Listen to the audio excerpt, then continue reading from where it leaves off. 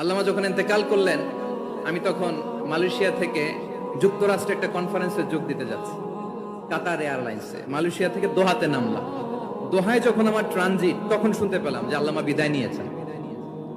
Social মিডিয়ায় শুনে বিশ্বাস করতে পারলাম না। মুহূর্তের মধ্যেই মাসুদ সাইদি ভাইকে মেসেজ করলাম, উনি কোনো উত্তর দিতে পারলেন না। মাসুদ ভাইয়ের সাথে যখন কোলাকুলি করি, আমাদের শামীম ভাইয়ের সাথে যখন কোলাকুলি করি, মনে হচ্ছে আল্লামা সাইদির ঘ্রাণ পাই। শরীরটা লিটারালি কাঁপছিল, নিজেকে মানাতে পারছিলাম না, বিশ্বাস করতে পারছিলাম না যে আসলে আল্লামা বিদায় নিয়েছেন। ইন দ্য মিন টাইম আমার সেকেন্ড ফ্লাইট, দোহা টু নিউ ইয়র্ক, 12 ঘন্টার ফ্লাইটে উঠলাম। ইন্টারনেট থেকে বিচ্ছিন্ন হলাম। নামার পরে শুনলাম আল্লাহু আকবার, যেখানে ওনাকে কবরস্থ করার কথা ছিল সেখানেও কবর দিতে দেয়া হয় নাই। ছবিগুলো দেখতে লাগলাম, হাসিমাখা মুখ, হাসিমাখা নিথর দেহটা।